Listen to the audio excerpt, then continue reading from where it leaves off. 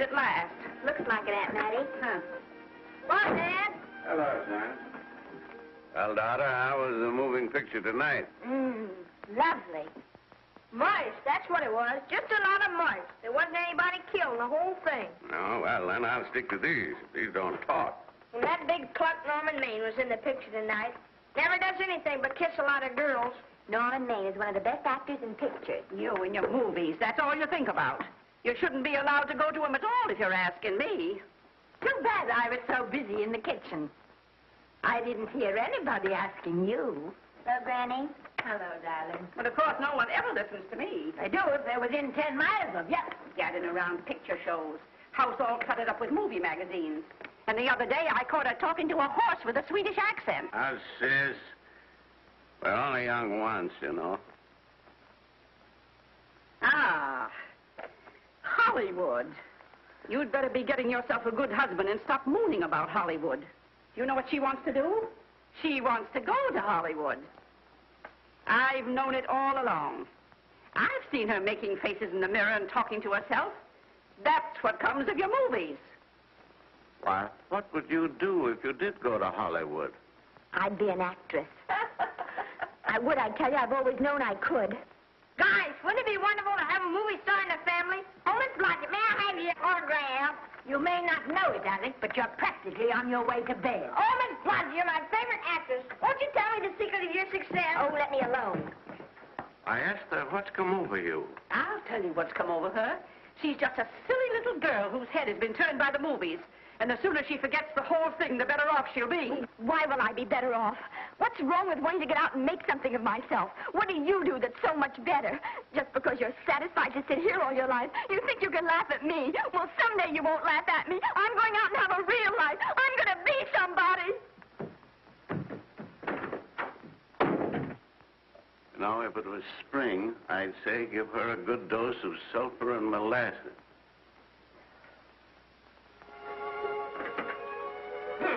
I thought I'd find you. Oh, stop that. Now, stop crying. That isn't going to do you a bit of good. Oh, I'm crying because Aunt Mattie and Alec make me so mad. Well, Alec and Aunt Mattie. Fiddlesticks. They're not important. You're the only one that counts. Esther, everyone in this world who has ever dreamed about better things has been laughed at. Don't you know that? Oh, I suppose I do, but... But there's a difference between dreaming and doing. The dreamers just sit around and moon about how wonderful it would be if only things were different. And the years roll on and they grow old. And by they forget everything, even about their dreams. Oh, I don't want to be like that. I want to be somebody. Oh, yes. You want to be somebody. But you want it to be easy. Oh, you modern girls, give me a pain. When I wanted something better, I came across those plains in a prairie schooner with your grandfather. Oh, everyone laughed at us. They did at all the other pioneers. They said this country would never be anything but a wilderness. We didn't believe that. We were going to make a new country. Besides, we wanted to see our dreams come true. Oh, Granny, it must have been wonderful. It was wonderful. But don't you think for one single minute that it was easy, Esther Blodgett? We burned in summer and we froze in winter. But we kept right on going and we didn't complain because we were doing what we wanted to do. Can you understand that? Yes, I can. Could you do it? Could you do it even if it broke your heart? Because remember, Esther, for every dream of yours you make come true, you'll pay the price in heartbreak. Oh, I know what I'm talking about. You may not believe it, but I was a young girl once. A very pretty young girl. A lot prettier than you are. And I was in love with your grandfather. And when some Indian devil put a bullet through him, that is as if it had come right straight through my heart, too. But I remembered all he taught me. And I went right on. I buried him out there on that wilderness with my own hands. And I went right on that same day. And I kept right on going, even when your mother was born. Oh, Granny, I want to make it worthwhile.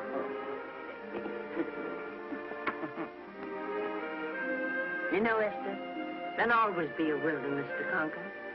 Maybe Hollywood's your wilderness now. From all I hear, it sounds like it. But if you've got one drop of my blood in your veins, you won't let Mattie or any of her kind break your heart. You'll go right out there and break it yourself. That's your right. Here. Oh, here. Stop that nonsense. Here. Take this and go to your Hollywood. Oh, I can't take your money. Well, why not? It's your savings. Well, I was only saving up for my funeral. Now I don't think I'm ever going to die. Oh, Granny, how can I ever thank you? By giving me your word of honor that you will never tell a living soul where you got that money. I promise. Remember, if you do, I'll have you arrested for robbing me.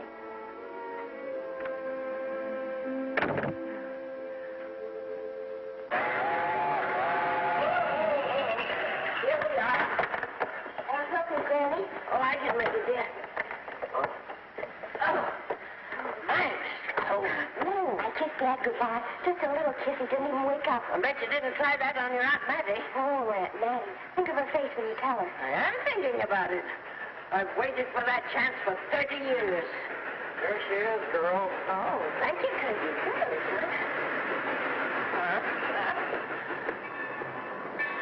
Well, come on.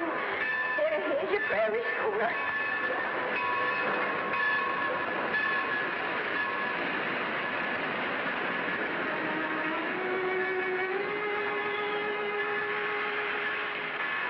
All aboard. Oh, Granny. Go on. Goodbye, Granny. Goodbye. I'll be waiting for you in those movie pictures. Don't tell Mattie. You know, my eyes are not as good as they used to be, but my ears are all right. So you remember, talk up good and loud. All aboard. Bye. Bye. Bye, Granny. Bye.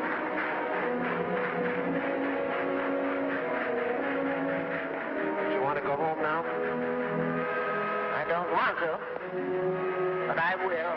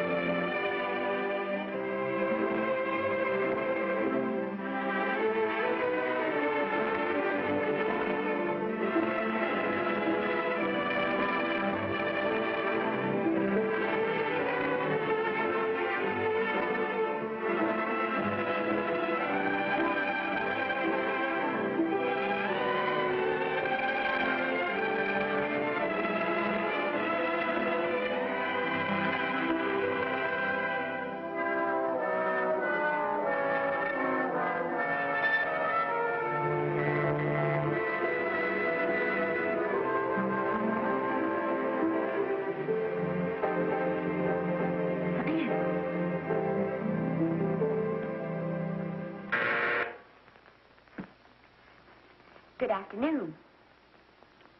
Day, week, or month? Well, it's a little hard to say. You see, I'm going into the movies. Well, you better take it for a week. It'll break your jump to Beverly Hills. Are all the studios really near here? All except Gaumont British. I suppose the best way to get a job is to go straight to the studios, isn't it? I haven't any illusions, you know. I'm perfectly willing to begin with a little bit of a part, or even as an extra. $6, please, in advance. Oh.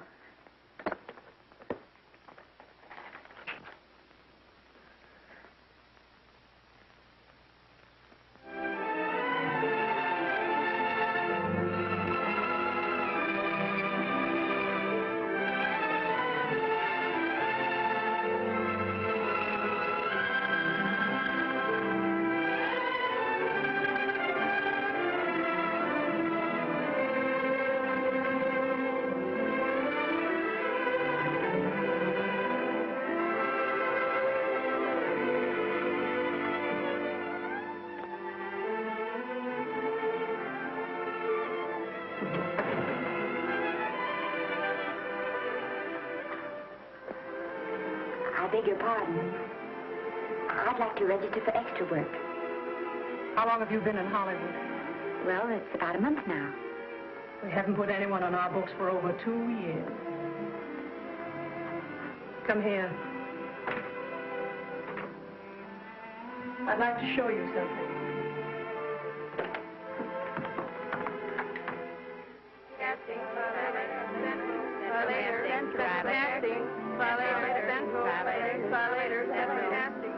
Every time you see one of those little lights flash, it's somebody asking for a job. Every time you hear them say, try later, it means there isn't any job. You can't keep the girls at the switchboard long. They go crazy. Every one of those little lights thought it was going to be a star. Still want to go in the movies?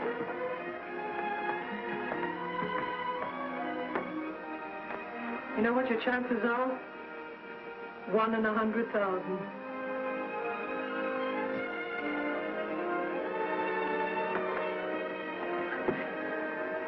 But maybe I'm that one.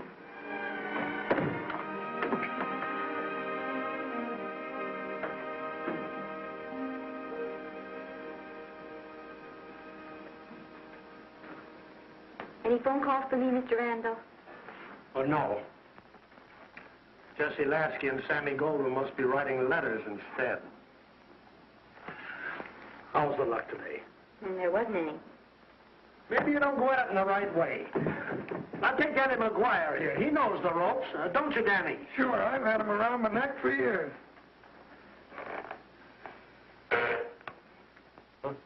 What? Oh, Miss Blodgett. Danny McGuire, our new tenant. How do you do? Mr. McGuire is a big director. Oh, are you really? Oh, could you possibly use me in a picture, Mr. McGuire? Of course, I haven't had much experience, but I don't think that really matters if you're willing. And I Now really listen, feel that... lady. In the first place, I'm not a director. I'm an assistant director. In the second place, if I had any jobs to give away, I'd confer one on myself. And in the third place, you should have stayed back home in the first place.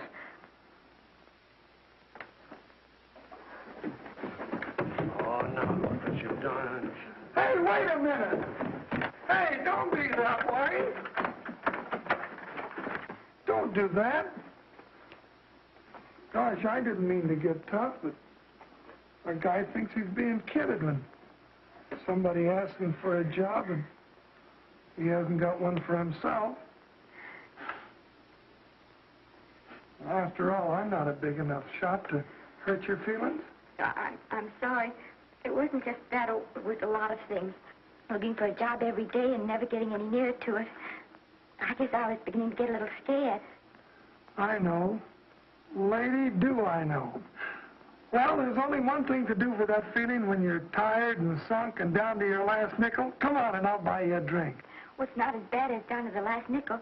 I still got $11 left. $11? You're going to buy me a drink. Come on.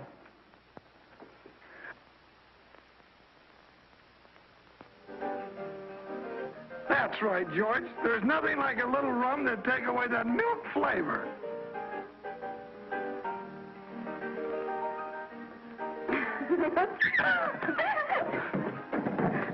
I beg your pardon. Certainly.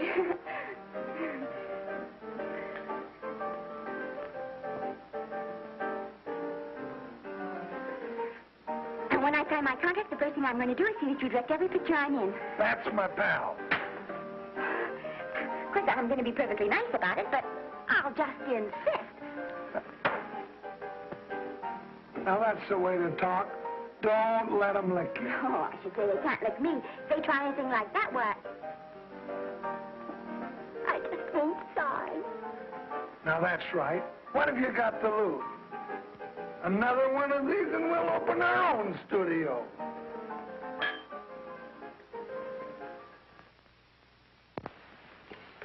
Bill rendered $24. Past due. Remit without further delay. Me.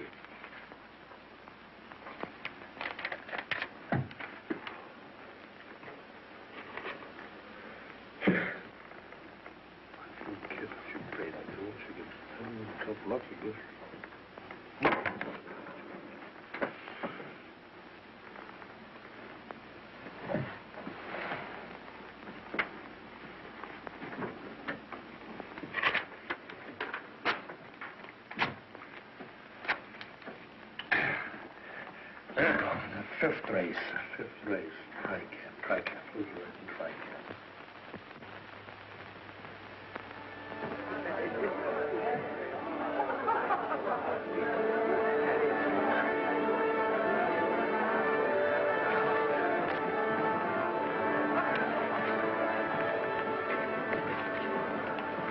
Hey, the program's going to be swell tonight. Now, you take this fella Beethoven. I'm a pushover for him. And Chopin, well, he's not so dusty either. But I kind of wish that once in a while they'd play something you could sort of go out whistling, you know, like Blood Settle, Blood. Well, there's a tune. Hey, why don't you throw your hat in the air or something, can't you? This is a celebration. My job starts tomorrow. I know it does, and I think it's swell, Danny. Gee, I wish you were in on it, too. But, oh, no, it would have to be a war picture. One of those big novelty numbers. A war picture without any beautiful women at the front. Oh, well, something will happen soon. Maybe. Why don't you go home, kid?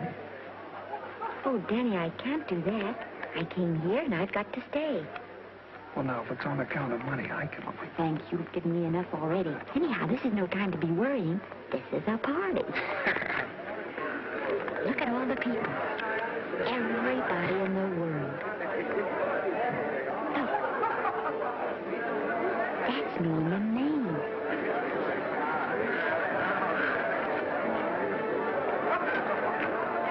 And he seems to have had that one extra cocktail.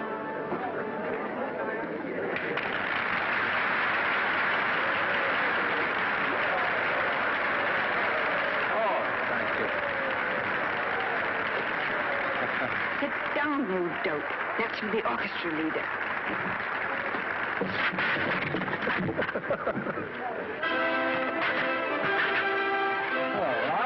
Hello, Norman. Oh, Mr. Maine, put your arm around Miss Regis. Otto, this is a Hollywood ball. Oh, afraid of crowds.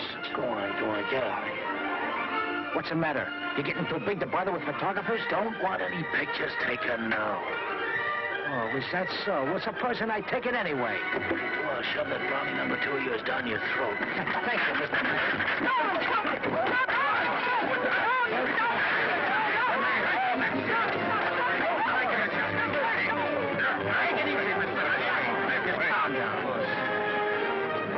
Normie, come back and sit down. Everybody's laughing at you.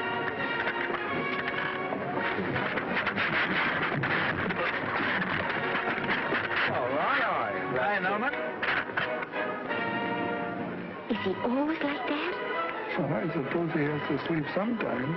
Oh, and he's so wonderful on the screen.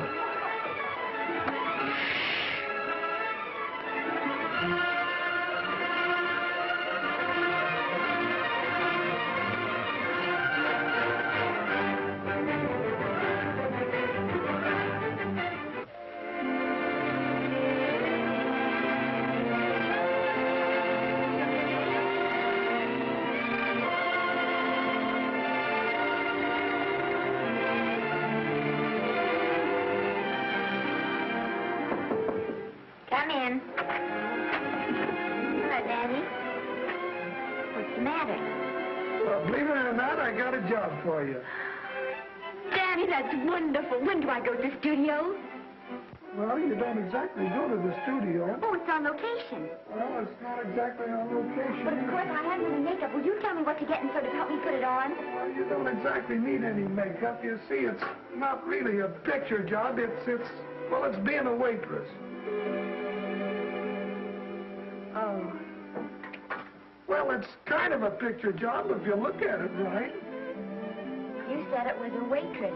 Well, it's waitressing for Casey Burke, the big director over at our studio. He's giving a party tonight to kind of celebrate on account of finishing the picture, and he wanted me to get him an extra waitress, and it's $5. And I thought of you right away, Esther. That was awfully sweet of you, Danny. Well, there's going to be a lot of big people at Burke's house tonight, and I'll bet you there's any number of big directors, and if you're there, maybe they'll notice you. I could make them notice me. Sure you could, Esther. It's your chance. My chance. All right, Danny, I'll do it. Oh, but I can't. I haven't got the right things to wear. To wear? Oh, yes. Now, you don't think the wardrobe department's right next to my office for nothing, do you? A perfect fit.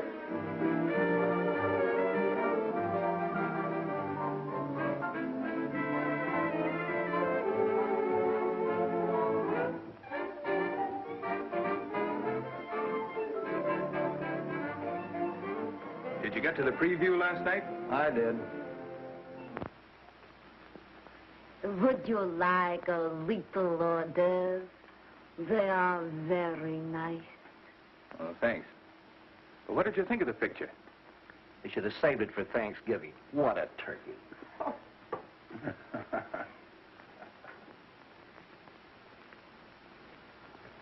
Will you have some hors d'oeuvre? You do like hors d'oeuvre, don't you? I don't think there's anything so enjoyable as hors d'oeuvre before supper, and these are really delightful.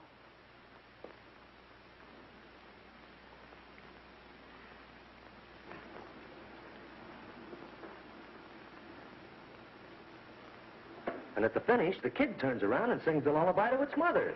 Pardon the big boys, but would you like a little hors d'oeuvre? They say they're the best in town. Don't tell me. I know. Mae West. That's a great twist. But where are you going to find a 2-month-old baby that can sing? Hello, Oliver. Oh, hello, Casey. You want to fire me now? Wait till you see the picture. I'm not a director anymore. I'm a male nurse. What's the matter with the picture? A guy by the name of Norman Maine. His work is beginning to interfere with his drinking. Oliver, don't tell me I'm to direct his next picture, too. Mm-hmm. You were my favorite producer. Now, wait a minute. You just go right on with your directing. I'll take care of these stars. I know how to handle them. I had a serious talk with Norman after that Hollywood Bowl occurrence, and you don't have to worry any more about his behavior. Excuse me, Mr. Niles. Mr. Libby of your publicity department is on the telephone. He said it's most important, sir. It's about Mr. Maine. Thank you.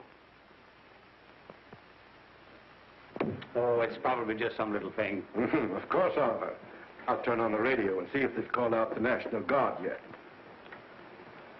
Hello, Libby. What's the good word?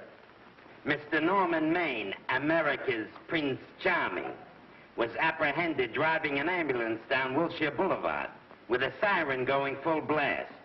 He explained he was a tree surgeon on a maternity case. Well, will it be in the papers? No, it won't be in the papers. But that's a nice, expensive hobby of yours, keeping Mr. Maine's informal entertainments out of the public press. Oh, that's fine work, Libby. Try and see that no one gets to Norman. He's probably home sleeping it off. All of them. Why can't you forget those dopes at the studio for one night? Business, business all the time. I don't know what's going to become of you. Norman, why didn't you call for me? Well, by darling, why didn't I call for you? In case you've forgotten, I was supposed to come here with you. Oh, that's all right. I got here without any trouble. The only reason I don't slap your face. Yes, darling, I know. Hello, John. Oh, hello, man. What's the matter with Oliver? He looks as if he'd had bad news. Hello, Mary. What's the matter, old boy? Maybe I'm wrong. I guess I've been drinking too much lately. No, you have to cut it down. It's bad stuff. Scotch and soda.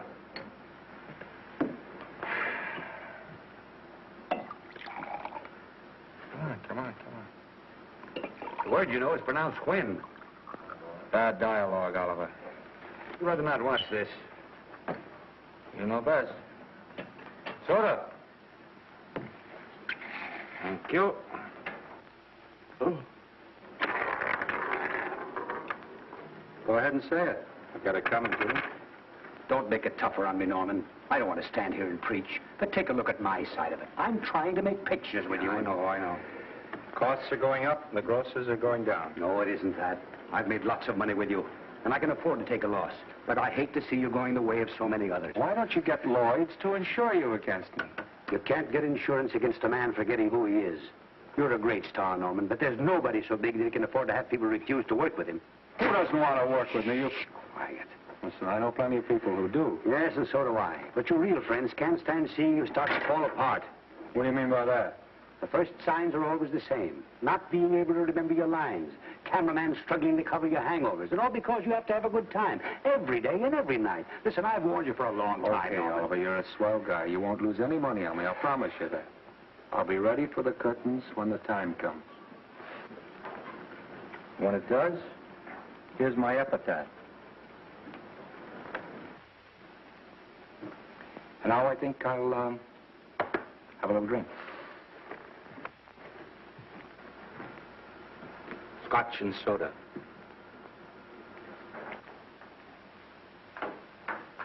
Scotch and soda. Ooh. Come on. And a little soda? Caviar? No, thanks. Yes, pardon me. Ah, lovely.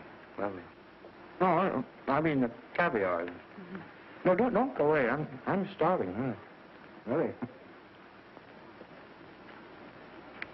Which would you take? I don't know. You know? I don't know either. It's hard to choose. I think I'll take caviar. Mr. Maine doesn't care for any more. Do you know me? No. Well, Normie doesn't care for any more. I think I shall get very drunk indeed.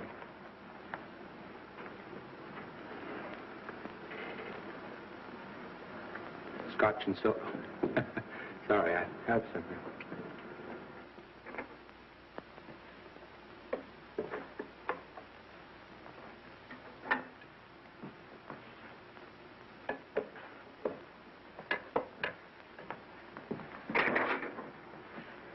Oh. Mind if I help?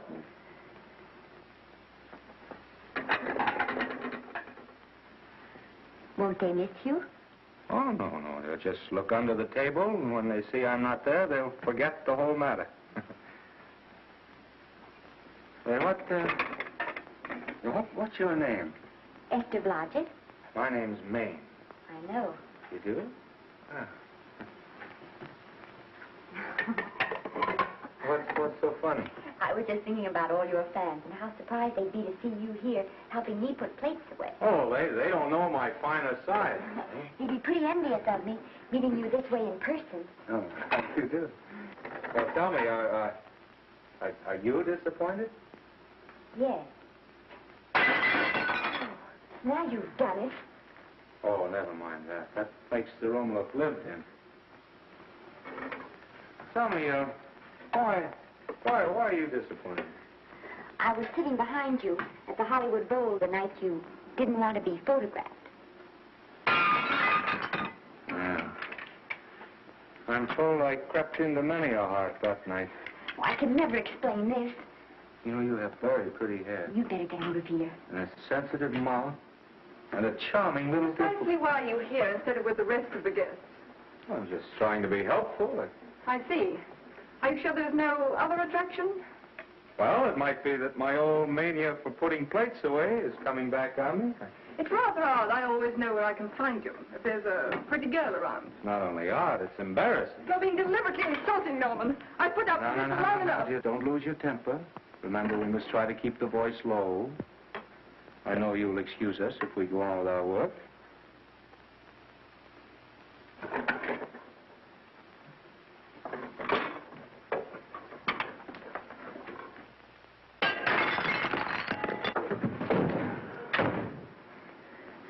Now see what you've done.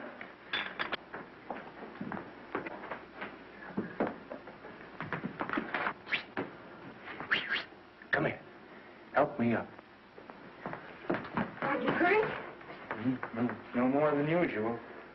Come on, the wolves are on us. We gotta get out of here. Oh, I can't. The dishes aren't finished. Oh, yes, they are.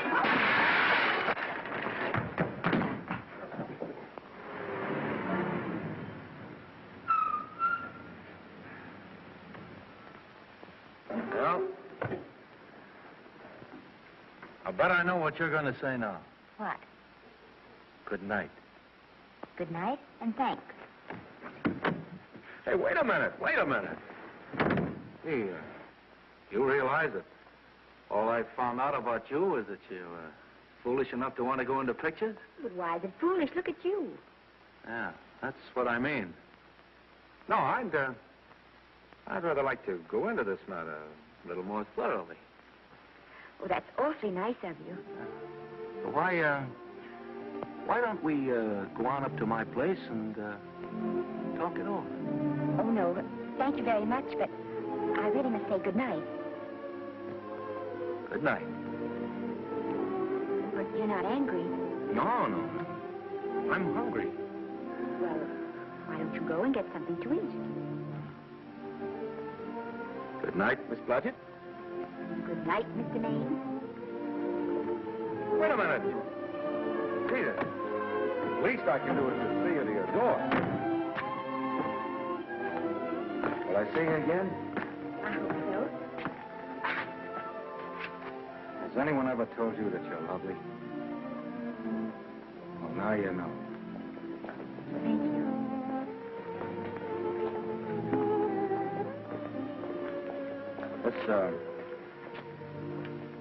It's hard to say, but I want to say it anyway.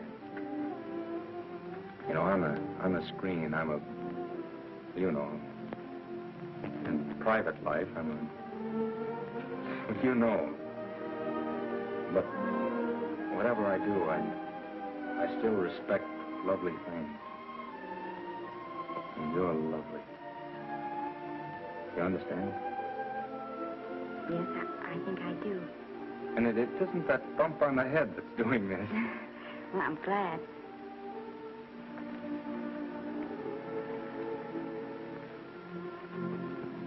Good night.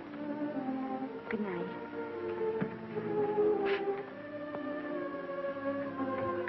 Hey! You mind if I take just one more look?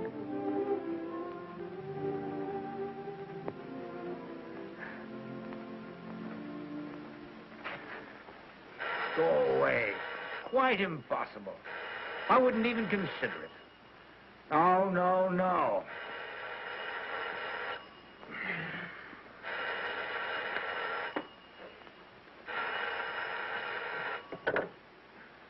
Hello? Who is it? Who? Norman? What have you done now? You're not in jail, are you?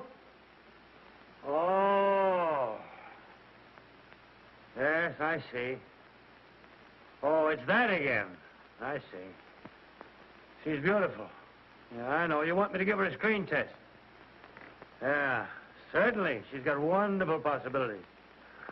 Oh, you know she's got something. Well, you knew all the other ones had something, too. Oh, no. I tell you, Oliver, she's got that sincerity and honestness and sincerity and honestness that makes great actresses. Oliver, I am so sure of this girl that I want to take the test with her myself. Listen, Oliver, you've worked hard. You're entitled to a break. You get...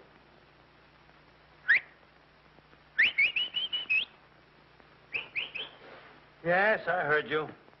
Anything. Yes. Yeah. Oliver, look, you try to get a little sleep now, old man. All right, boy. Good night. Now tell us.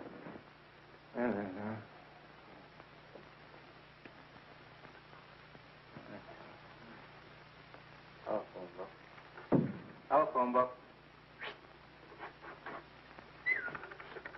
What is it? Telephone. Hey, Olive, telephone book.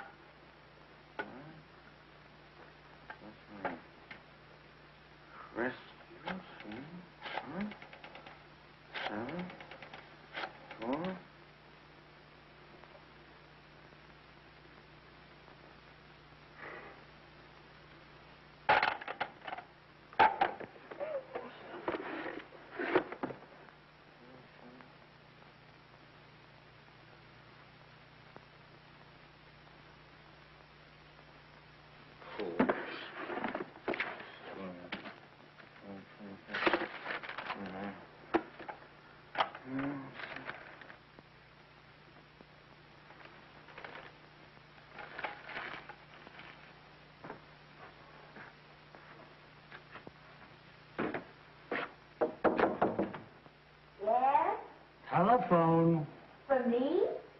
Some drunk trying to be funny says he's Norman Maine. Oh, thanks. I'll be right down. And Miss Blodgett, would you give him a message for me? Tell him it's 3 o'clock in the morning!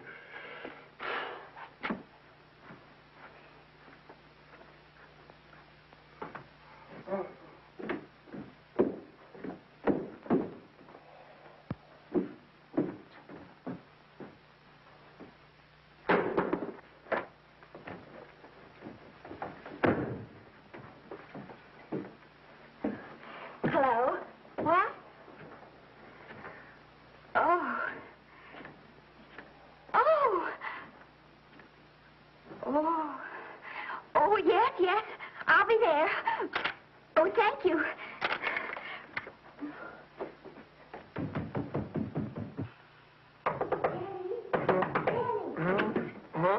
Daddy, what do you think? I'm going to take a test tomorrow, and Norman Main's helping me do it. I'm taking one, too. Garble's assisting me.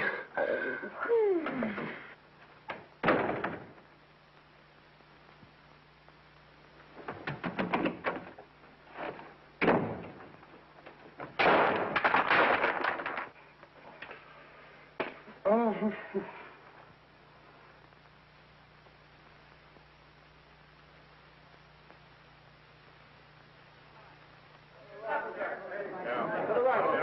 Move that gobo in. With a silk on that broad. No, the Yankee. Is this light too hot for you, Hanley? Okay, but cut down on the backlight. Put a double on that 90. Bring it down a little. That's it. Now pull it. Pull down on that 150. Ready to take it. Get pulled down on that 150. Okay.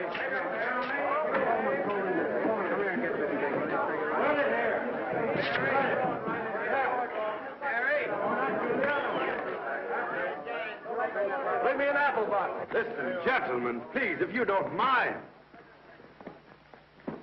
This is just a test. Ready, Mr. Burke? All ready, Mr. Burke. Ready, Mr. Burke. Ready now, Mr. Burke. All ready, Mr. Burke. Ready now, Mr. Burke. All ready, Mr. Burke. We're ready, Mr. Burke. All right, let's take it. Quiet! Quiet! Quiet! Quiet! Quiet! Ready, Norman? Yeah. You ready, Miss, what's your name?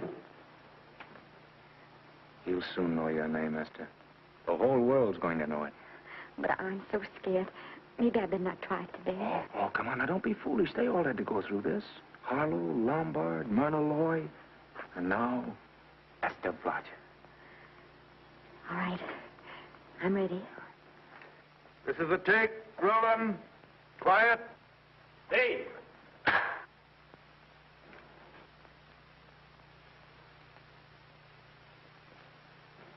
I may as well tell you that my whole organization thinks I've gone a little nuts to sign you.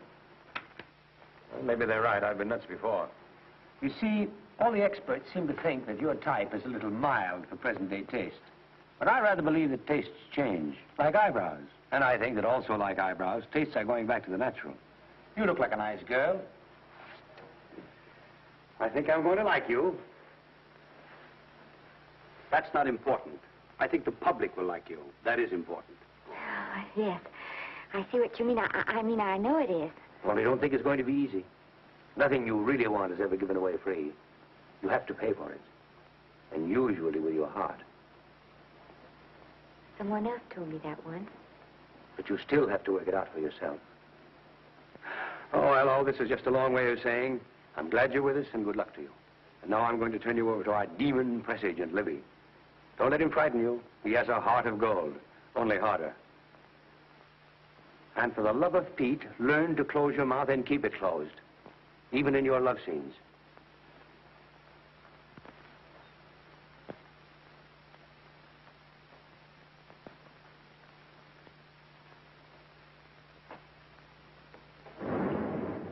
Are you a Russian? No, I was born in Fillmore, North Dakota. Oh, no. First saw light of day in a mountain cabin, a trapper's hut, high up in the Rockies. Go on. Well, I always wanted to be an actress. Dreamed of footlights as Lonely Kitty. Are you sure there's no Russian in your family? Positive. That's a shame. Well, what does your father do? He's a farmer. Social registerite father. Fed up with hypocrisies of 400, sought wilderness for consolation. There, amidst the mountain flowers, he raised another blossom. His lovely little daughter. What's your name?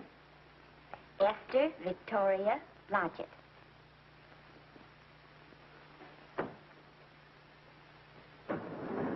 Greatly appreciating your attention in this matter, very truly. Do you know what her name is? Esther Victoria Blodgett. Hey, we'll have to do something about that right away. Esther Victoria Blodgett. Well, that Blodgett's definitely out. Let's see, Esther Victoria, Vicky. How about Vicky? Oh, I think that's terribly cute. Let's see, Vicky. Vicky what? Vicky, pronounced Vicky. See, Esther, Bestus, Esther, Desta, Festa. Oh, that's very pretty. Jester, Hester, Desta, Lester. Vicky Lester. Oh, I like that. Say it. Vicky Lester. Say it again. Vicky Lester. Say it again. Vicky Lester. Say it. Vicky Lester. Say Vicky Lester. Vicky Lester. Vicky Lester. Vicky Lester. Vicky Lester. Flash. Alvin Isle Studio discovers new starlet, a Cinderella of the Rockies. Her name is Vicky Lester. Those who have peeked tell me she couldn't be more divoon. The face of an angel and such natural talents. Her voice is a symphony. Her very walk, they tell me, is enough to drive men mad. Not that way. Get the lead out of your feet. Lift them up.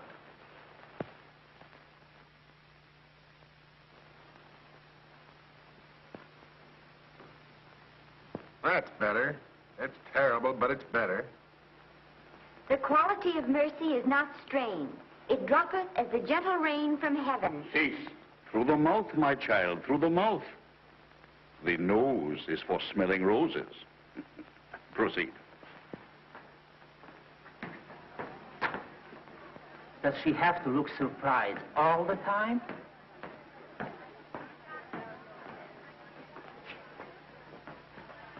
Anyway, it's just a rough sketch. Pretty small mouth, eh? Oh, well. Give her that Crawford smear.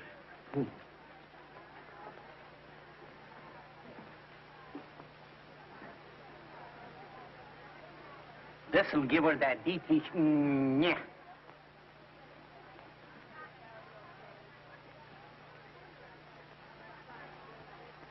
We're on the wrong track. She still looks surprised.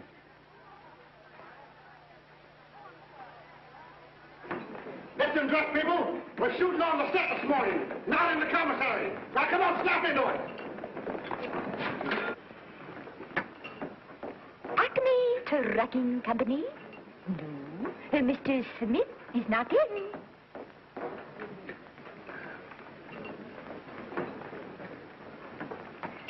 Acme Trucking Company. No.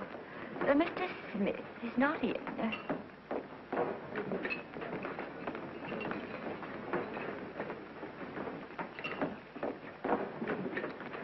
Good morning. What can I bring you, Mr. Maine? That just shows how long you've been here.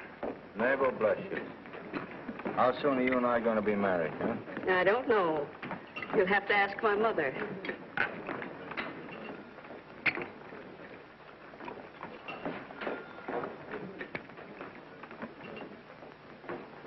Acme Trucking Company? No, Mr. Smythe is not in. Acme Trucking Company? No, Mr. Smith is not in. Acme? No, Smith ain't in.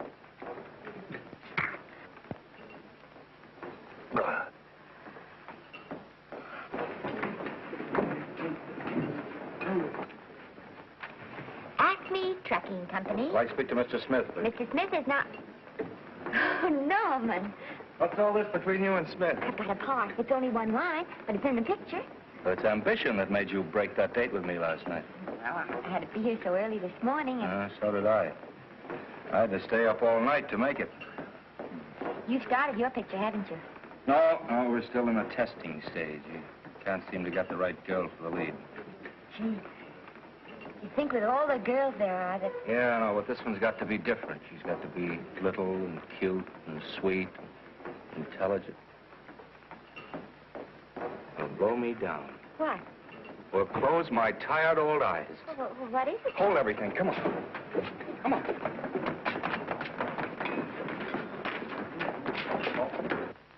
Had you been through the whole casting directory? I'll work day and night, Mr. Niles. And I'll work with her, Oliver. And I can be mean or nasty or anything you want, Mr. Niles.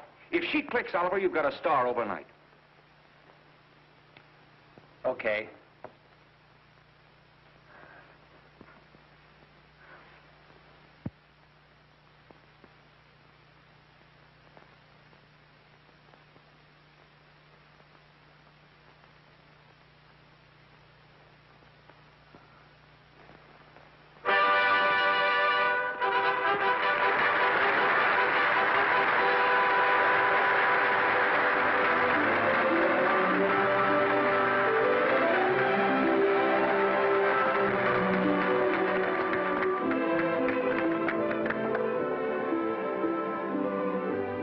At the end of the picture.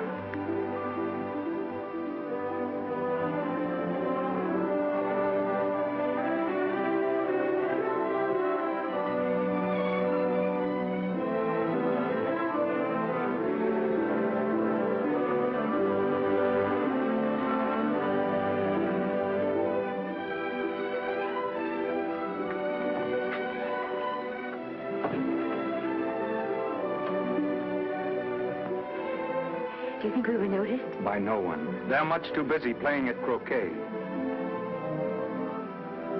I've loved you all my life. But we only met 2 days ago. That's when my life began.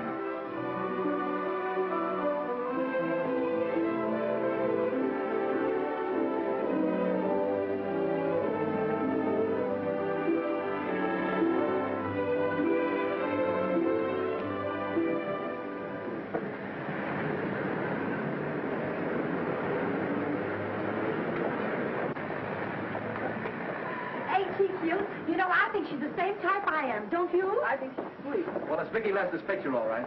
I think she was much better than he was.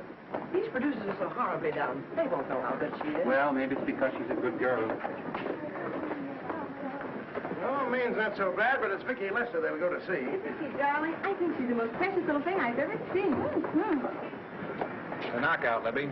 You might mention that when you write your review. That Lester kid's a gold mine. Didn't you like Norman Maine? Was he in it? Libby, I'm afraid we have another hit. Huh? It's in the bag, neatly tied up with beautiful pink ribbons. Say, where are Norman and Vicky? I don't know. I thought you had them. I wish they'd come. We're having a party at the Trocadero.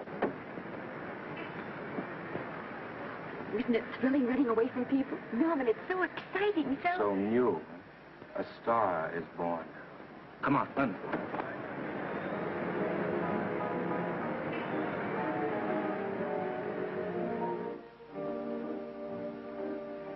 It's wonderful, isn't it?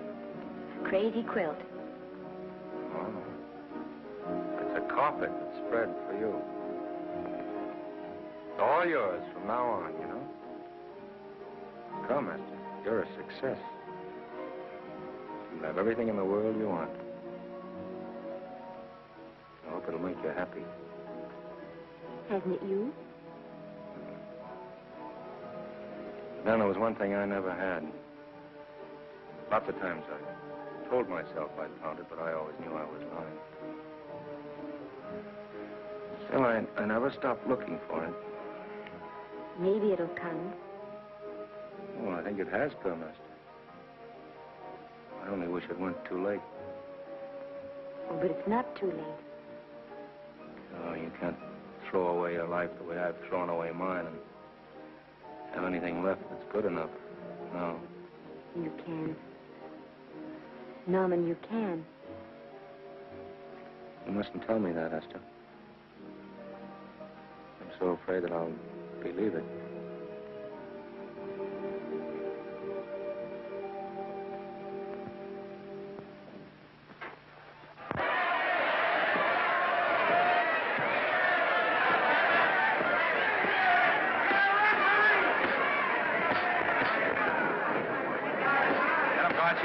Shoot your right.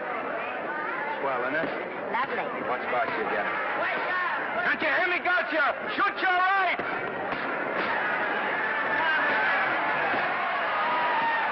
He's down! Gotcha got him! Gotcha got him! He did, didn't he? Yeah, but he'll be up, though. You like it? Sure I did. You like me? Sure I did. That reminds me, will you marry me? No, thank you. Come on, Gotcha, finish him. Why won't you marry me? Wasn't that dependable? Hey, shoot your right! Throw away your money? Break him up in there, break him up. Drink so much. Well, suppose I quit drinking. Yes? Come on, Gotcha, shoot the right in there, the right! Suppose I save my money. Yes? There he goes, let him have it! Suppose I became absolutely dependable on all occasions. Yes?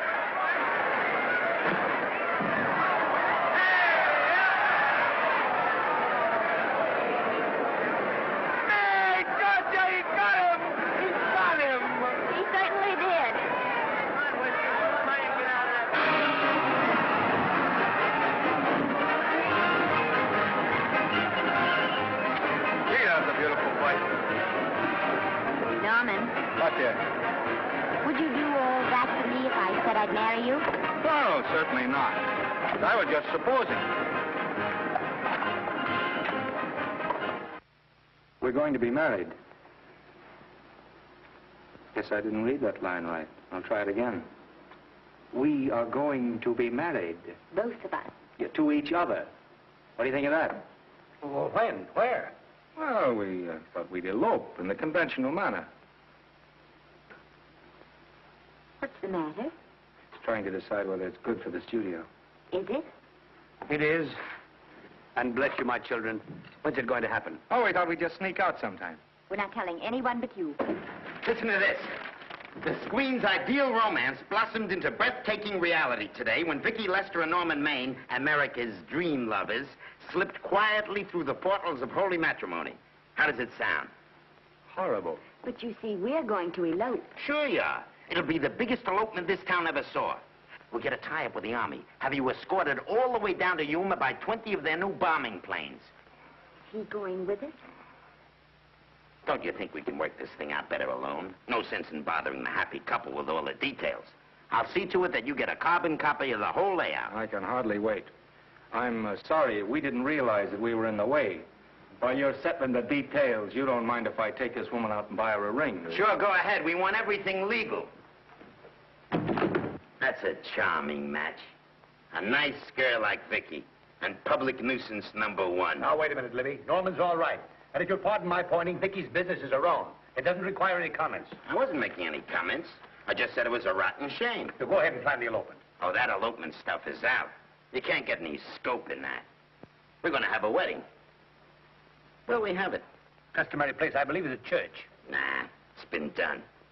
This has got to be something big. The beach. I can visualize it. The bridesmaids in bathing suits. 20,000 Santa Monica school children spelling out the word love. It's a novelty, but is it big enough? Why not the city hall? A police escort of every motorcycle cop in town. Sirens screaming, confetti pouring out of buildings like the Lindbergh reception in New York, only on a big scale. What's the matter? Isn't it big enough? And now if any man can show just cause why these two may not be lawfully joined together, let him now speak, or else hereafter forever hold his peace. Do you, Alfred Henkel, take this woman as your lawful wedded wife? Will you love, comfort, honor, and keep her in sickness and health as long as you both shall live? I will. Do you, I beg your pardon. Do you, Esther Blodgett, take this man as your lawful wedded husband? Will you obey, serve, love, honor, and keep him in sickness and health as long as you both shall live? I will. Place the ring on her finger. Hurry, please. Now, by virtues of the power invested in me as Justice of the Peace of San Bardo Township, County of Los Angeles, I pronounce you man and wife.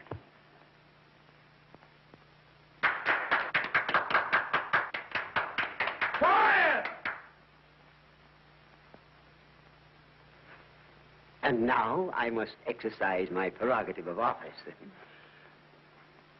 I hope you'll be very happy, Mrs. Hinkle. Thank you. Thank you, sir. Oh, Thank you Danny. very much. Now, if you'll please sign the license. Oh, yeah. You know, Mrs. Hinkle, I can't help but believe I've seen you somewhere before. Oh, really?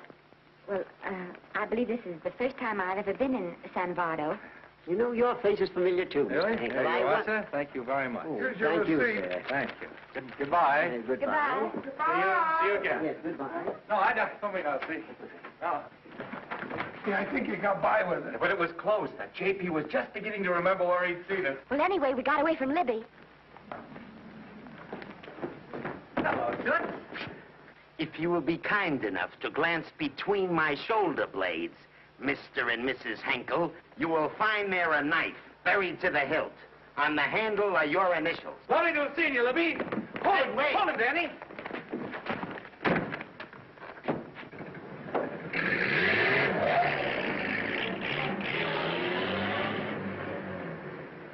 There go a couple of rats I raised from mice. Well, they got a right to get married, haven't they? I haven't got any right to double-cross the public, and I haven't done it yet. Hey! People versus Porky Washington. We're charged with violating Section 600. Young man, you're in contempt of court. Operator, get me the Los Angeles Tribune. I've a good mind to put you under arrest. Wait till I make the score. You wait, too. Tribune, give me the city desk. Johnny, this is Matt Libby. I got a flash for you. Norman Maine and Vicky Lester were married at 2:30 this afternoon. Vicky Lester? Court recess.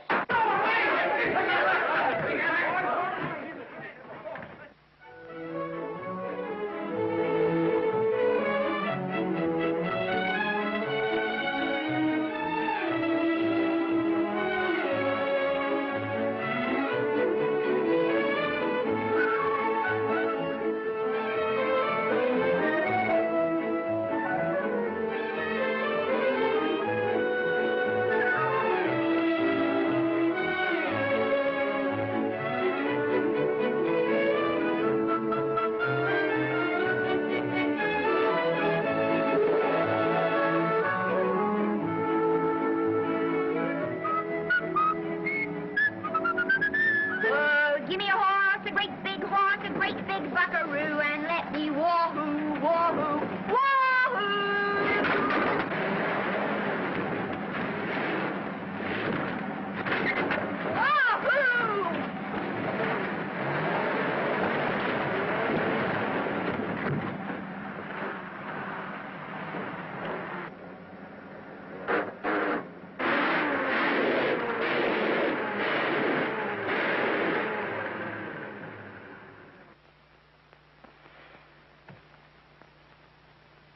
Wahoo.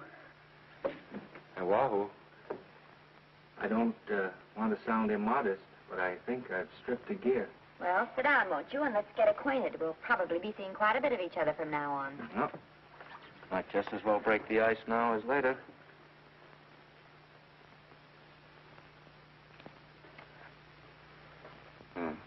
Now we're old friends. Hey, have I got time for a shower before dinner? Plenty, if you can find a shower.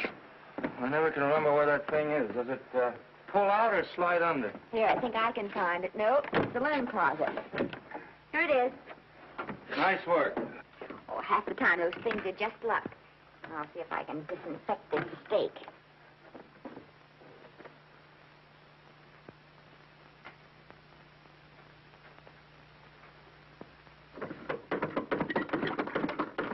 Yeah, Esther, there's no soap. Here. Thank you. Oh, and Esther. Yes, dear? I'll need a washcloth, please. Oh. How you fix the cigarettes? And you know I never smoke underwater. Well, what do I do to make this thing work? Pull that gadget at the top and pray for rain. Well, I can't reach it. I can't get my hands up. If you've gone in there with your arms down, you'll never get your bath. Unless you're a contortionist. Yeah, well, I'm not a contortionist, and don't throw that up to me now. You knew it when you married me. Will you close this door, please?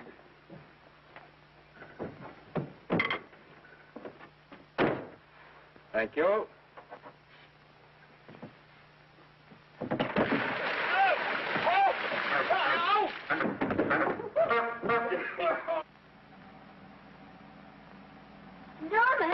Norman, here comes the car. You got it? Huh? Here, quick. Quick what? Quick, go out and stop them and ask for help. Oh, I'll catch cold. Oh, you'll get warm again. Yeah, don't, dear. They'll recognize me. Now, you keep your face down. Go on. There may not be another car for a week. What? Howdy, partner. Howdy. Stuck? Yeah, how'd you guess it? Can you get us some help? Well, I reckon not. You know, it's a long way to town. We're pretty busy down at the place. Well, I got to get out of here. I've got my wife with me. Doesn't she like the country? No, and we're short of food. There's a lot of game in them woods. You know, well, my wife can't shoot. Well, you're sure up against it. Sorry I can't do anything for you. Well, wait, listen, I'll be frank with you. I'm Norman Maine. Who? Norman Maine. Well, my name is Judd Baker. Glad to have met you. Well, so long. Hey, wait a minute. Listen, you don't... So you're Norman Maine.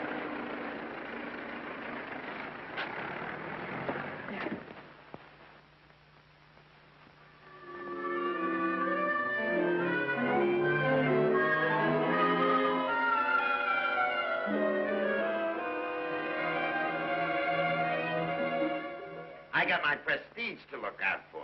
I'm supposed to be the best publicity man in the racket. And they laughed themselves sick when I even tried to get a decent mention of Maine. Yes, I know how sensitive you are, Libby, and I don't like to see your feelings hurt. Thanks, boss. Now, Vicky, there's a dish for free space. But if Maine swam across the Pacific, the papers would keep it a secret. Well, the exhibitors don't like him, the critics don't like him, the public don't like him, and I don't like him. Who likes him?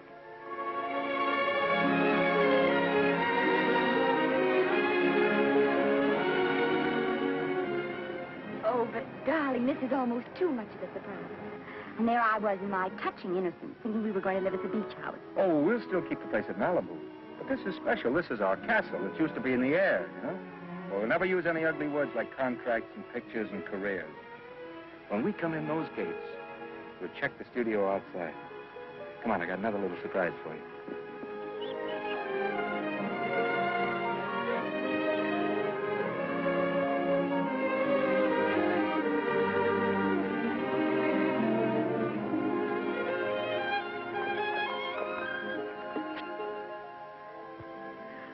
Norman, it's lovely. So are you lovely. The whole world's lovely. Hey, hold it!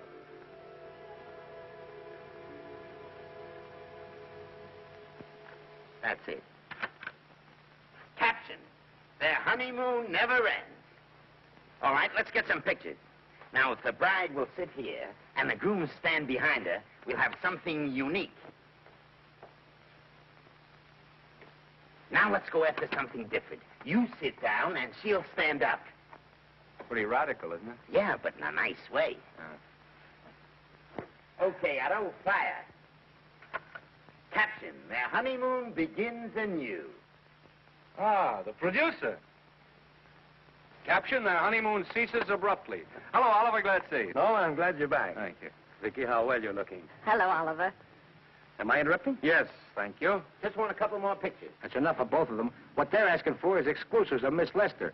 Alone. Oh, I see. Well, come on, Oliver, let you and me get exclusive. See you later, Vicky. But don't worry, Otto. My camera smashing days are over. They ain't your only days that are over. Oh, hold that, Miss Lester. Gorgeous. Well, Oliver, how's the dividend situation? Very pleasant. I think we'll show $2 million on the next quarter. Oh, smart move of mine to sell my stock, eh? Oh, well, when you need money, you need it. Well, some people save up for just such an event. There's bound to be a rainy day occasionally. Yeah, but as a citizen of California, I've always refused to admit that. Yes, I know, but still it does rain. Well, anyway, you can thank me for some of those dividends of yours. Mm-hmm. Oh, can't you? Oh, sure. That was a little too quick, Oliver. Matter, the Enchanted Hour was a smash hit, wasn't it? Well, it made Vicky a star overnight. Yes, it should have. What about me? Oh, let's talk about business at the office, Norman. Beautiful pool you have here. Beautiful. Oh, now let's talk about it here. Didn't they like me? Well, maybe the pot wasn't just right. It was the best part of the year. Look, Oliver. You think I'm slipping? Can you take it? Yeah, go ahead. The tense is wrong. You're not slipping. You've slipped. Oh, my fan mail's still big. Norman. Fans will write to anybody for a photograph. It only costs 3 cents for a stamp, and that makes photographs cheaper than wallpaper. But every 25 cents they pay for a theater ticket buys them the right to be a critic. And your last few performances, Norman, have not pleased your critics.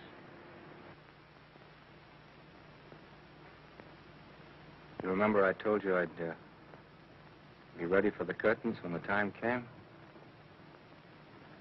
Here it is. Let's call off the contract, no hard feelings. We're not quitting, either of us. There's no explaining these things. We've all seen how the public turns. Maybe we can turn them back. I've got a swell script lined up for you. About Esther. You think that I'm going to get in her way? Well, as a matter of fact, as it happens, there's no part in this story for her. I'd more or less planned to star her in a picture of her own, with that young Pemberton opposite her. He's coming along nicely. Good for young Pemberton. All right, Oliver. We'll make a try at it. Let's hope it's not too late.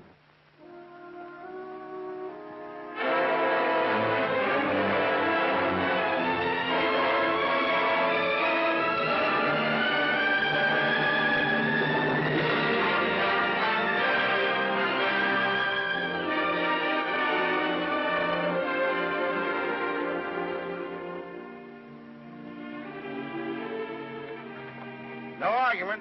I'll buy those. Huh. The screen's most finished actor. I'll say he's finished. He keeps them away in droves.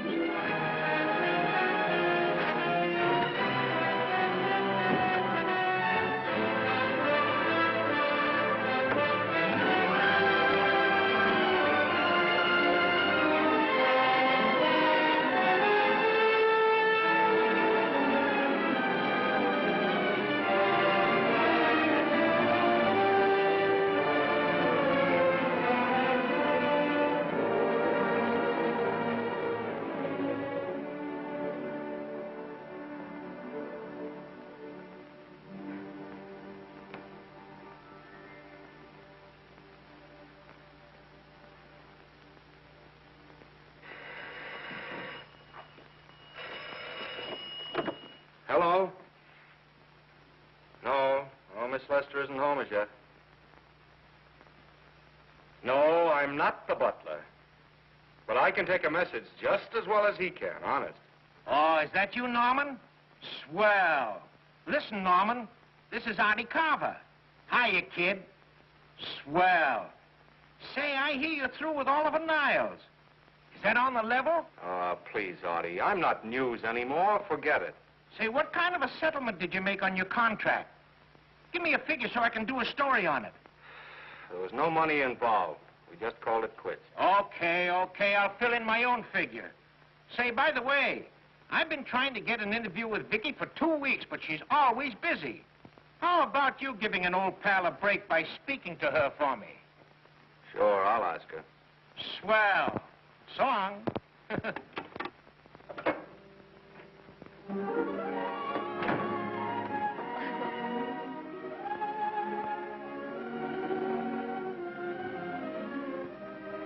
I didn't mean to be late, darling, but Casey wanted... All right. You're here now. What's new today? Nothing. Haven't been out of the house. Let's go somewhere tonight. No. You're tired. We'll stay in. I'm not tired, really. Oh, yes, you are. You've got a hard day ahead of you. Anyway, I see so little of you, I'd like to have you to myself. Oh, but it's a servant's night out. We haven't any... Yes, we have. I fixed a little snack with my own lily white hands. I'm learning to cook in my spare time. Then I think I'll marry you. I get it. You want to make an honest cook of me. Comes in on wheels in this joint.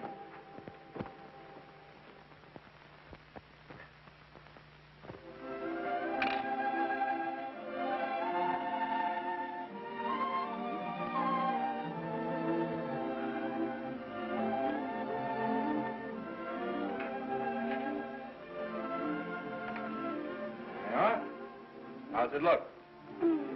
Wonderful. Huh? That's what I thought. Now then, don't be formal, just pitch in. Yeah?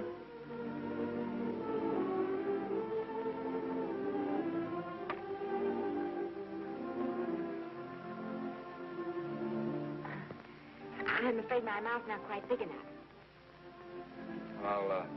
I'll measure it next time and make them to size. A little hard to lift, too. In fact, I think I'll take those measurements right now.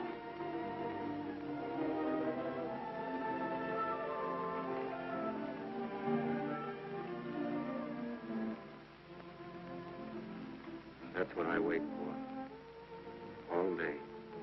That's why I rush home without even changing my costume.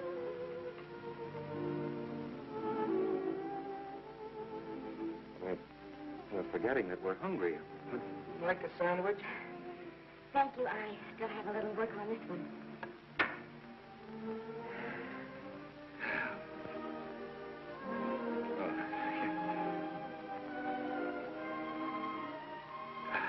Norman, will you unhook my dress? I can't breathe. Hmm? You know, all the time I thought it was the kiss that made you breathless. A lot of hooks, huh? Why don't you have a zipper? That's a good idea. You better? Yes.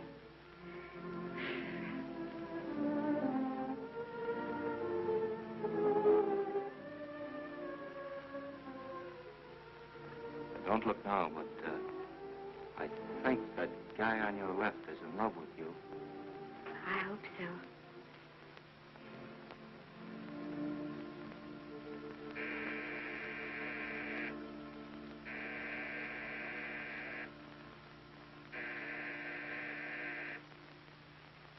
It's the doorbell. Is it? Maybe they'll go away. Oh, they never do at a time like this. Come here. Just a minute, dear. I'll be right back.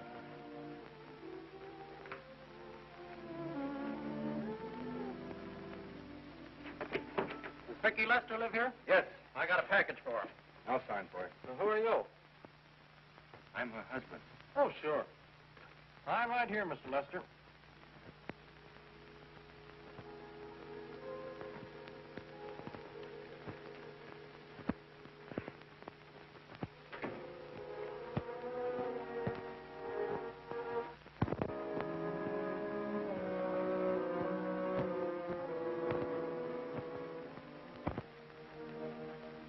Package for you.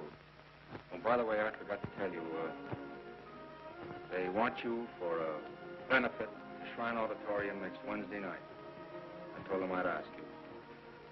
And, Oh, darling, I don't want to hear about that now. Well, you better wait till I finish before I forget them all. The Academy dinner secretary phoned. She wants to know if you want a table reserved for you. Oh, yes, Artie Carver called and asked if I'd use my influence with you to get him an interview. I told him I'd try. That was all, I think. Oh, Norman, let's don't talk about those things now. We're forgetting the wonderful food you prepared. Oh, I'm not very hungry now. I think I'll fix me a little drink. No.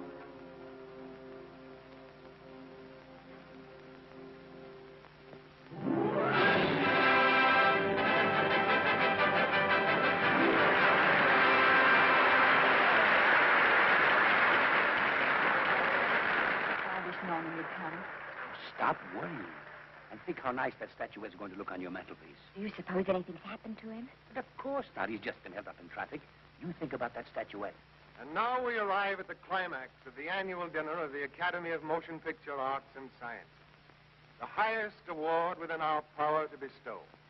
We have already applauded with our hearts as well as our hands, while awards are being given those gentlemen who during the past year have rendered distinguished service to the motion picture industry.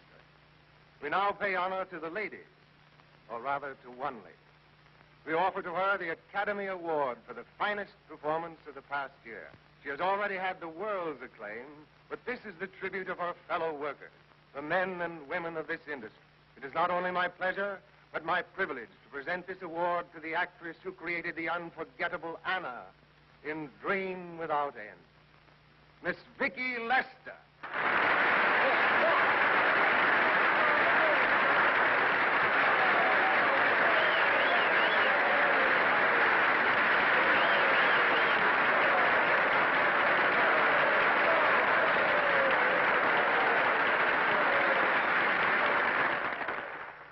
What more can we say, Miss Lester?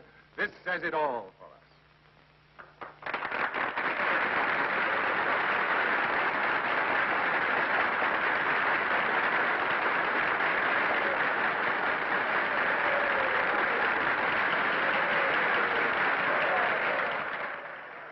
Ladies and gentlemen, when something like this happens to you, and you try to tell how you feel about it, you find that out of all the words in the world, there are only two that really mean anything.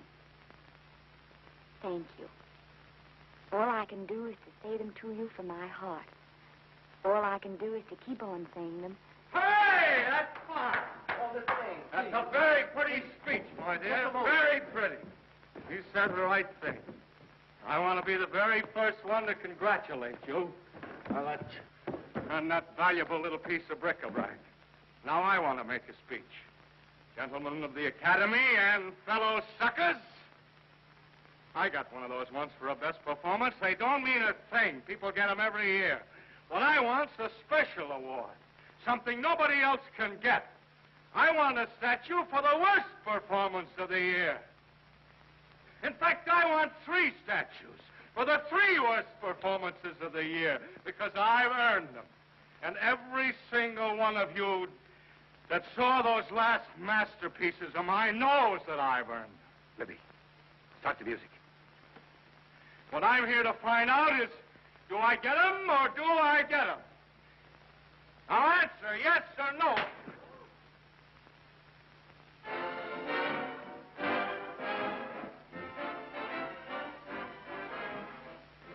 Norman, darling, let's go and sit down.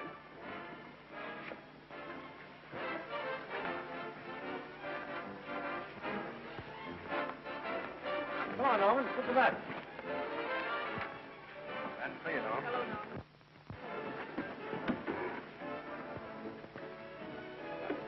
Hello, Norman, how are you? Hi, Oliver. My dear, do let me congratulate you. You must be terribly proud and happy tonight. Thank you.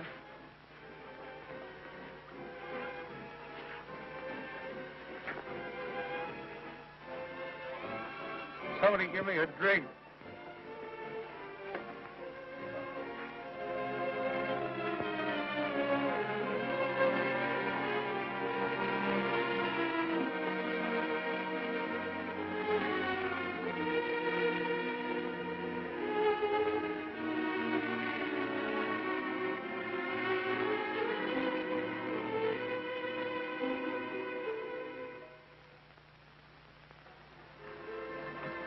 Oliver, nice of you to come to my dressing room. Vicky, how are you? I missed you. Everyone's missed you. Have a nice trip. Well, a 3-month tour of the theater circuit scarcely comes under the head of pleasure. But the way they're screaming for your pictures all over the country. Miss Lester, if I may talk shop, you are a knockout. Thank you. It's good to hear that. You've been crying. A little. How's Norman?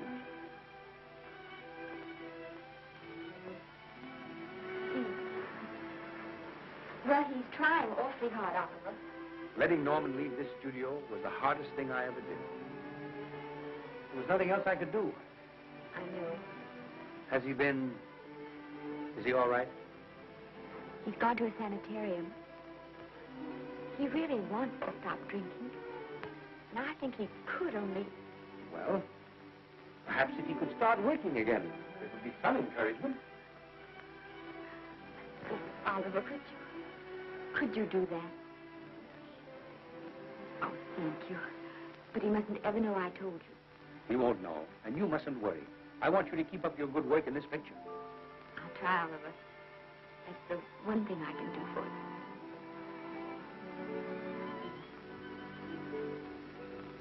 you. If you'll just sit here, Mr. Niles, I'll have Mr. May brought down.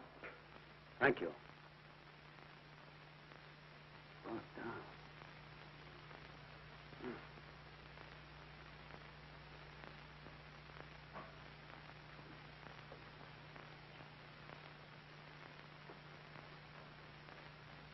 Hello, Oliver. Welcome to Liberty Hall. Hello, Norman. Well, no, Mr. Niles isn't slipping me a case of scotch, Cuddles. This is just a handshake. This is Cuddles, Oliver, my social secretary. We go everywhere together. How are you feeling, Norman? Fine. Getting along remarkably well, Cuddles tells me. He says you ought to see some of the boys. Let's sit down. Yeah. Cuddles, we really don't need you. Touching, isn't it? Can't bear to have me out of his sight. Are you comfortable here, Norman? Comfortable. It's positively luxurious. They even have iron bars in the windows to keep out the draft. How much longer are you going to be here? Oh, well, I'm really cured now. I'm just staying on for an extra week or two to get in good shape, you know. After all, there's no particular hurry to return to the cameras. That's what I wanted to talk to you about. I've got a script with a fine part for you in it. Oliver, that's great. That's great. Who plays opposite me? Well, it is not exactly the lead. Young Pemberton's doing that. But I tell you frankly, I consider your part better than the lead. Oh, I see. It's better than the lead. Well, of course, it isn't terribly long. But it's one of those parts that makes an impression on you. They'll be thinking about you all through the picture. Mm-hmm. Well, the thing is, Oliver, I'm pretty well set at another studio. I'm not at liberty at the moment to tell you which one. You know yourself how those things are. Of course. But it's a big picture. It's one of the biggest of the year. And the part. Every actor in Hollywood would give his teeth to play. Well, that's fine, Norman. Naturally, that will tie you up for a while. But we won't get to this picture for some time. And perhaps, if you want to consider it for later on, well, I'll tell you, Oliver, you'd better not count on it. See, I've got several pictures lined up after this one, and they're talking to me about England. You know, they're doing some very interesting things over there, you know? Mm-hmm. Hey. What is it, Cuddles? Speak right out. We all love you. For dinner. Oh, here we dine at 5:30 here. Makes the nights longer. Well, goodbye, Norman. I'm glad to see you getting along so well. Be out in no time. I'll have to introduce myself all over to a lot of people. They won't know me when I'm not drinking. Goodbye. Goodbye, Norman. Thanks for dropping in. Well, Cuddles? Alone at last, eh?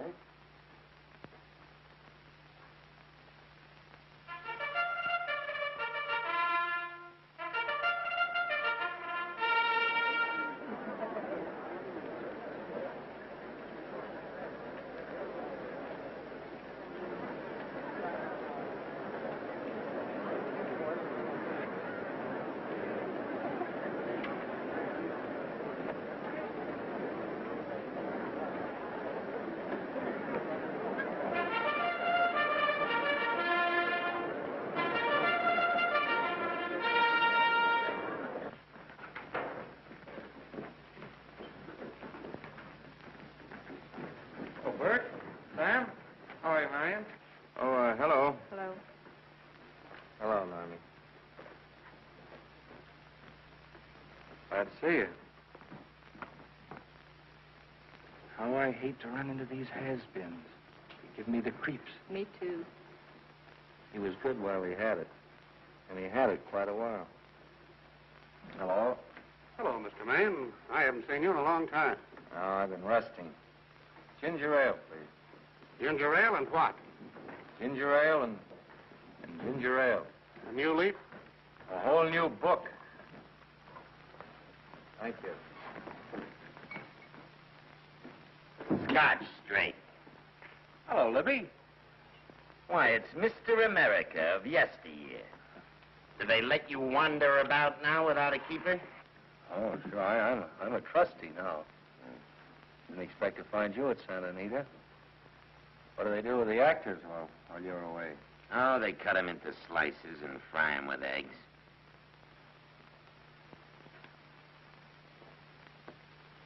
I suppose you'll be here all the time, now that you've retired from the hurly-burly of the silver screen. Well, we're living down in Malibu now, and pretty lonesome with Esther away working all day. Well, I wouldn't squawk about that if I were you. It's nice to have somebody in the family making a living. Oh, wait a minute, Libby. I don't want to forget that we're friends. Friends, my eye. Say, listen, I got you out of jams because I had to. It was my job, not because I was your friend. I don't like you, and I never have liked you.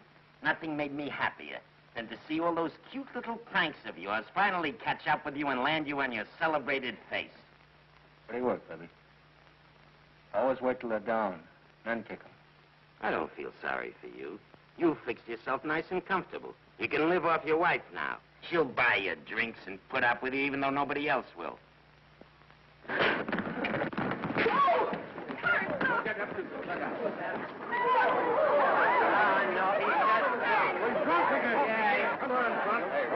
a minute. Come on outside for you, wife. I'm Norman Maine. Oh, it's not my fault. Oh, don't bother to toss him out.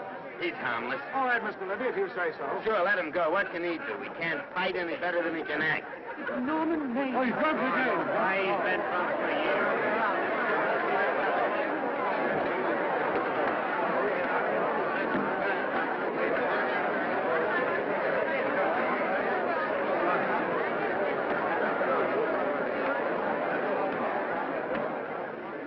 Give me a scotch.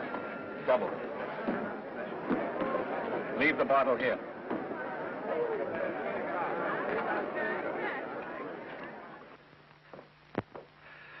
Vicky, you'll be ill. Why don't you try to get a little sleep? But he's been gone 4 days. 4 days and not a word.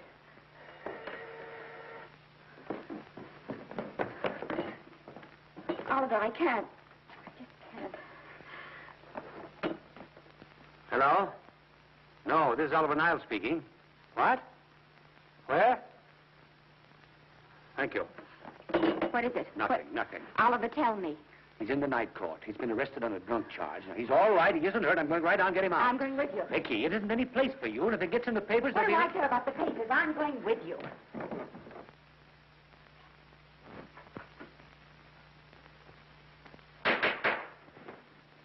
Division 30, Municipal Court, County Los Angeles, now in session. The Honorable Judge J. Parrish presiding. Be seated, please. Was you able to do anything? The judge wouldn't even see me.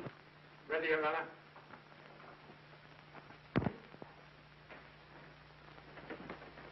I want to advise you that you're entitled to be represented by counsel, to be confronted by the witnesses that may testify against you, to compel witnesses to attend on your behalf to a public and speedy trial by the court or by a jury, and the right to be admitted to bail. Call the first five. Gregory, Hale, Haynes, Rodriguez, come. Come on, boys, get over here. Go ahead. Move along. William Gregory. Yes. Plain drunk, picked up at 5th in town. Asleep in the gutter. 14 similar offenses in the past 6 months. Still at it, Gregory. How do you plead? I don't feel so good. I didn't ask you how you feel. I asked you how you plead. Guilty, I guess. When did you get out the last time? Just before Christmas. Well, I'm sorry you'll have to miss New Year's. You'll be out in time for Washington's birthday in 60 days. Milton Rails. Plain drunk, picked up on Brooklyn Avenue, given treatment at receiving hospital, then removed to jail. How old are you, Rails? 17, sir. Did you take a good look at those men in the cell with you last night? Yes, sir. And have you taken a good look at yourself this morning? Oh, no, sir. Well, I suggest that you do. $5 or 2 days. Sentence suspended. Oh, Judge. Alfred Henkel, more commonly known as Norman Maine. Drunk and disorderly. Cracked car into tree at Sunset and Coronado. Evidently been drinking for days. Resisted arrest and injured one of the arresting officers. How do you plead? Guilty. You're Norman Maine, the actor, aren't you? You've come pretty low, haven't you? There isn't a man here who's had the advantages you've had. Look what you've done with them. You're nothing but an irresponsible drunk, driving about the streets with the power to inflict death or injury on innocent people. I think we'd better deny you that power for a while. 90 days in the city jail. Please wait.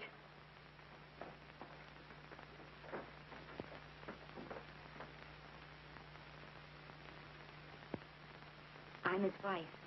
Yes, I recognize you, Miss Lester. Please, Judge. I promise you this won't happen again. I'll be responsible for him. If you just won't send him there.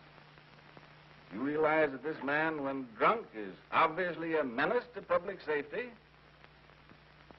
And you realize, too, Miss Lester, the responsibility you'll be assuming to this court and to the Commonwealth. I do. Sentence suspended. Prisoner remanded to custody of wife. Thank you. You can get him at the jail entrance, madam. Jose Rodriguez. Plain drunk, picked up at 1st and Main. Second offense. How do you plead? I think I'm guilty, Your Honor. 60 days.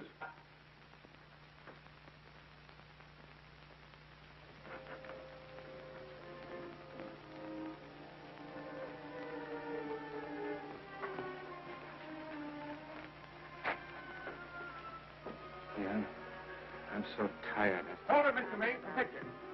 Oh, no. What about a statement for the press? Oh, no, please.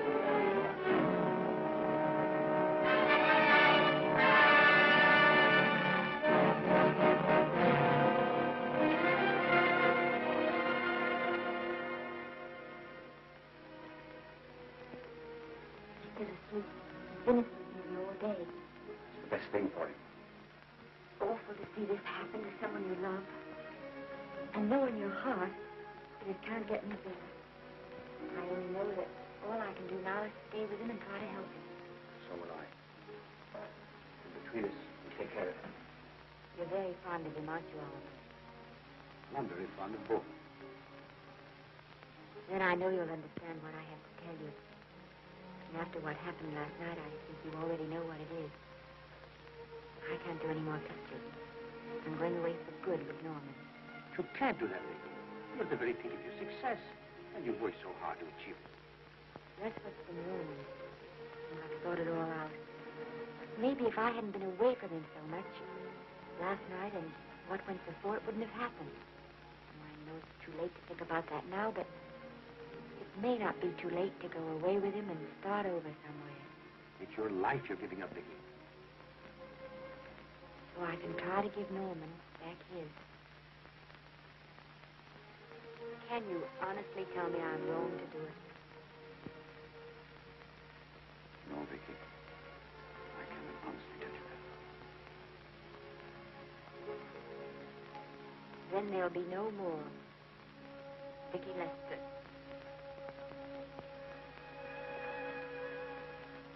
Come on, go up to the door with me.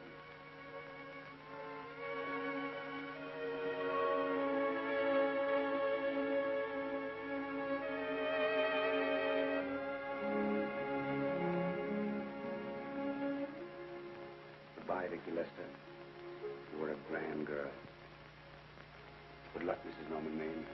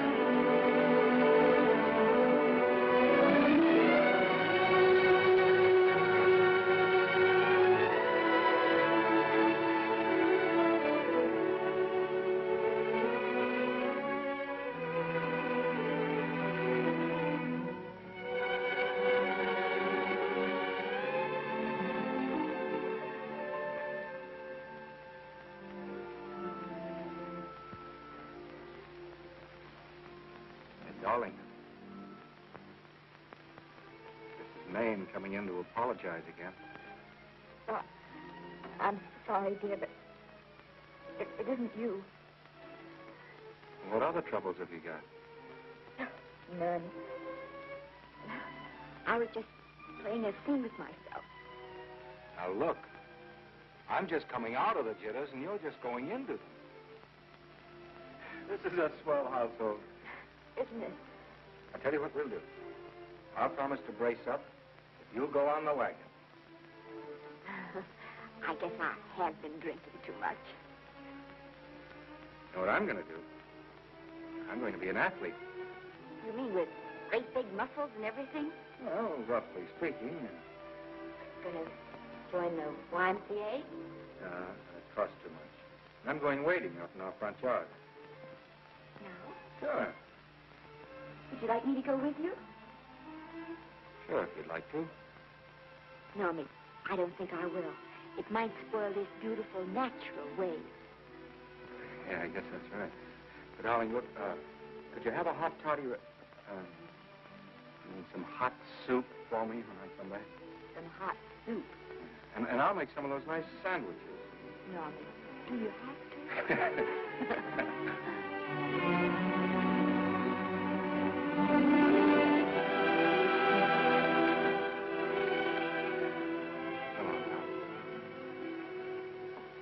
I don't stay in too long.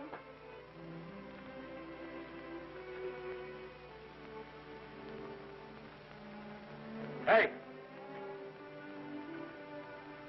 Do you mind if I take just one more look?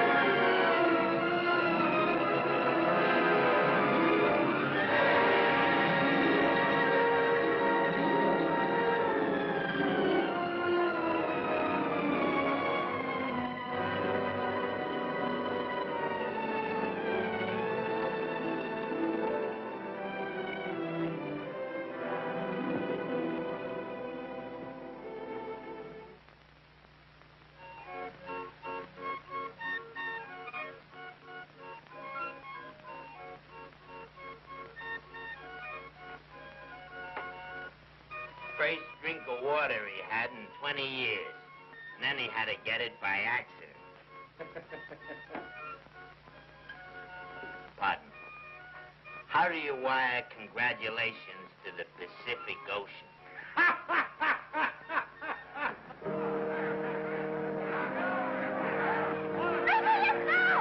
Oh, you can't see her face. Hello, Vicky.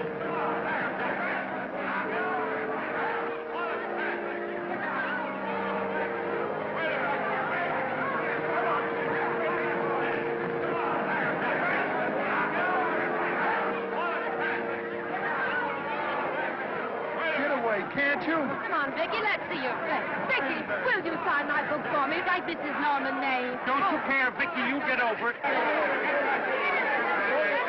Stand back, can't you? Don't you cry, dearie. He wasn't so much.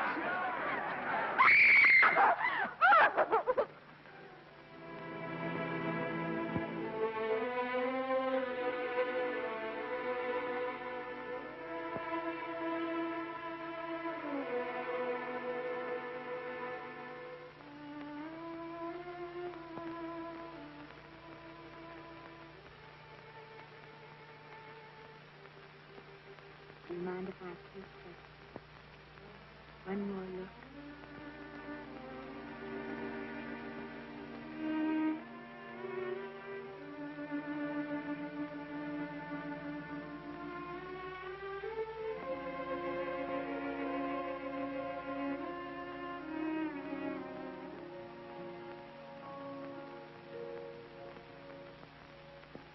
Here are the paychecks for the servants, Graves. You'll find a very nice bonus in each one. Miss Lester asked me to thank you for your kindness and service.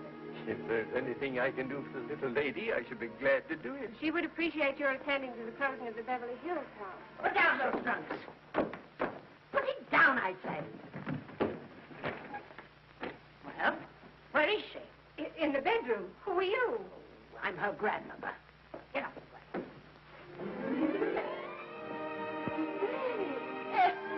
Granny, darling. Oh, I'm so glad to see you. What made you come? Oh, I know when I'm needed. Now get out of here. Go on. Get out of here, all of you. I want to talk to my granddaughter alone. I came just as quickly as I could, but I'm going home. I sent you a wire yesterday.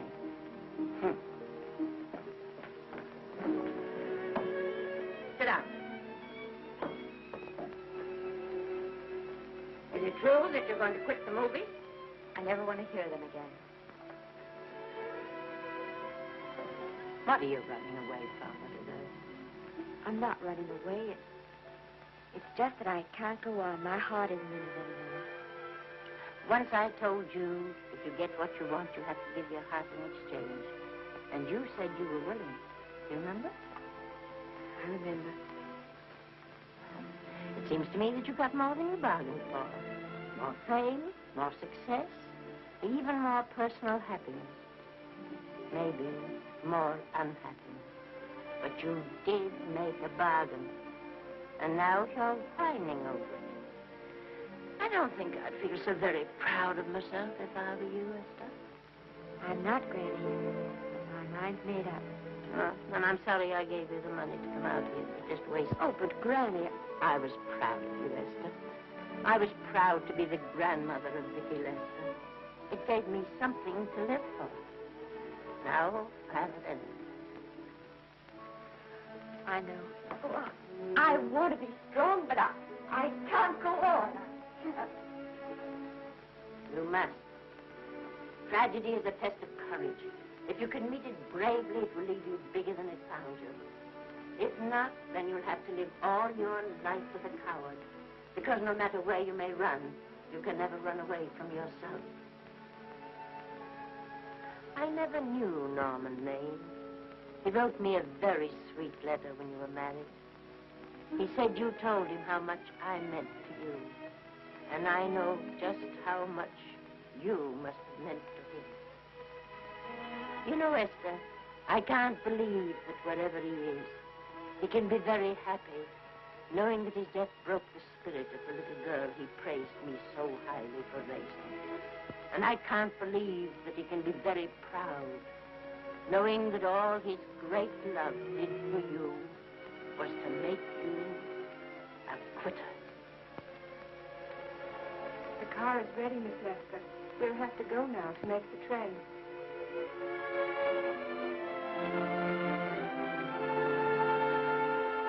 Put the car back in the garage.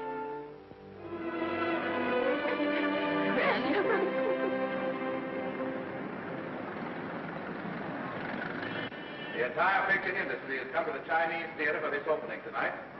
It has come to pay tribute to a great star on her long-awaited return to the screen in what has been called her greatest performance.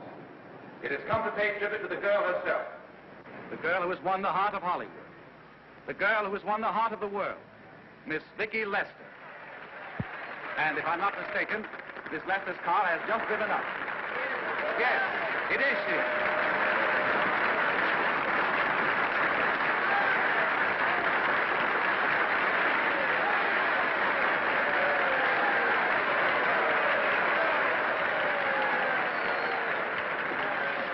This doesn't scare you too much. I scare very slowly, young man. Smile, folks, please.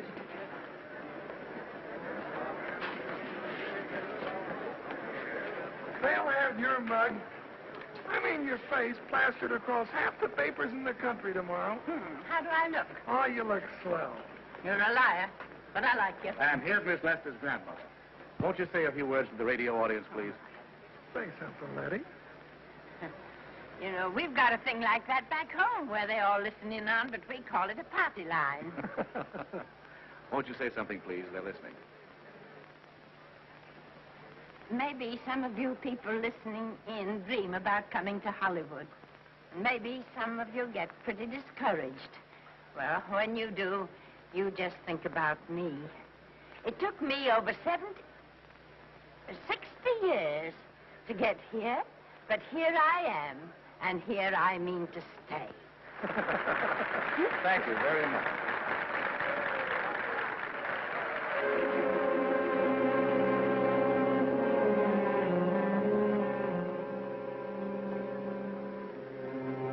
Miss Lester.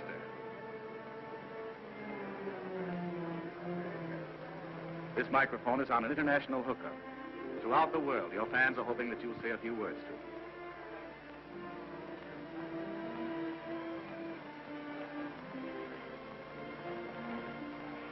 Hello, everybody. This is Mrs. Norman Maine.